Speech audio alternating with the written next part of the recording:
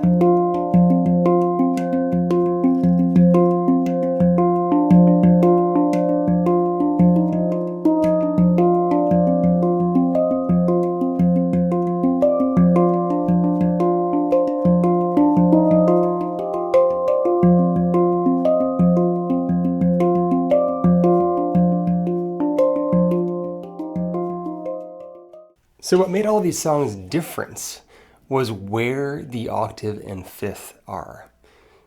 You saw in the illustrations there where I was orienting my body. In the original version of this I played, I was bouncing my left hand between the 1 and the 4. On the Celtic, I was dancing between the 1 and the 3 because that was the octave and fifth. On the Pygmy, I was bouncing between the 2 and the 4. And then on the Pantheon Steel, which is the last one I played, I was bouncing between the 1 and the 4 again. What I'm doing is just looking for the octave and fifth. And if you want to cheat and you don't want to look at the notes, which is fine. I originally learned by ear to play the 70 instruments I play. There's no shame in learning by ear, and there's no, need to feel like you have to learn music theory to be an adept player. Some people are able to do it without that, some aren't. So no shame in not knowing what the note names are or anything like that. But if you want to find your octave and fifth, the easiest way is if you know where to find the harmonics. So it'll be on the low point and the high point of the oval. So midway on both of those.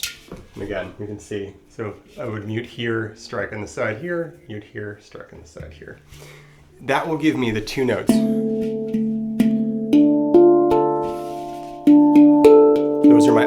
fifth, and on the Kurd, because there's this cross shape that we've talked about in other videos, the 1 is also the fifth. So the octave is the 4, and the fifth is either the 1 or the 8. On the Celtic, we have something similar, where we have the octave on the 3, and the fifth on the 1 or the 7. So my home base here is really ding 1, 3. And so when I'm playing this song, I'm bouncing between the ding 1, ding 3, ding 1, slap 1, ding 3, ding 1. When I add on to that in the second part, I'm moving up to the position that feels natural, the 4 in that case. And you'll see in the tablets on the screen as well. For the Pantheon steel, I am doing, or actually, sorry, for the Pygmy, I am doing something similar, where on the Pygmy, my octave and fifth are the 2 and the 4.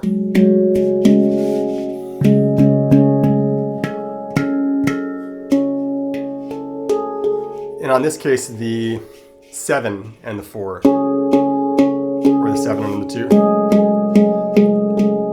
are the relationship that's important. So 2, 4, 7, and ding are sort of the notes that tie everything together on the Pygmy. So this one I'm starting bouncing between ding, 2, ding, 4, ding, 2. And then I'm changing the bottom note after that. You really, as long as you're starting in the same place with the same relationship, your brain's gonna start to figure out like, oh, if I move here, it's gonna give me this ability to play in this position, and I can hear how it relates. The melodic part on the top typically is similar layout-wise, so it's pretty easy to copy one to one. Our final pan was this beauty. And this was a Pantheon steel. And this one followed the same order as the Kurd in a way, because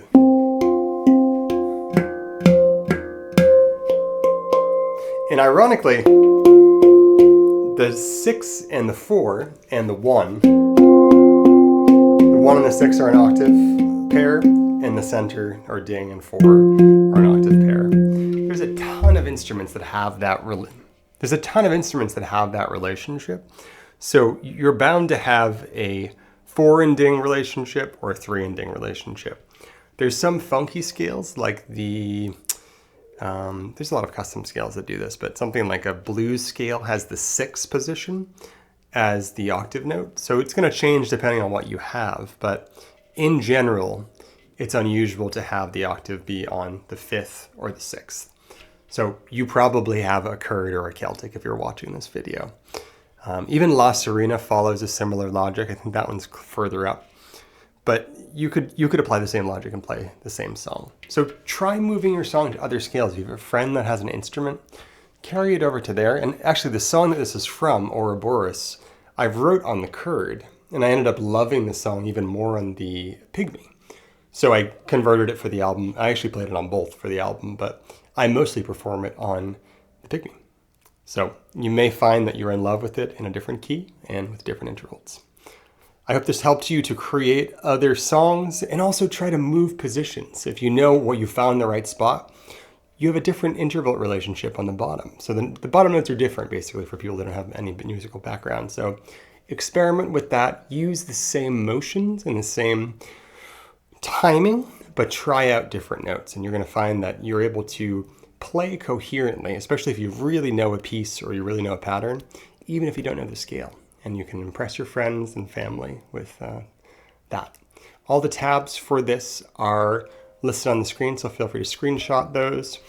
I'll have some here. Also, if you're interested in one-on-one song-based Zoom lessons, I work with people all over the world, from Australia to Ireland to the US, and we learn through song. So no doing boring rules for 10 hours, but we use them in context, so they're a little more interesting to play, and they actually give you the muscle memory that you need to use them.